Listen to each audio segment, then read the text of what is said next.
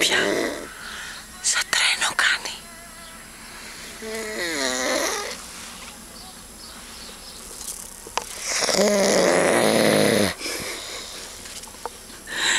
Έλεος, δεν μπορώ άλλο.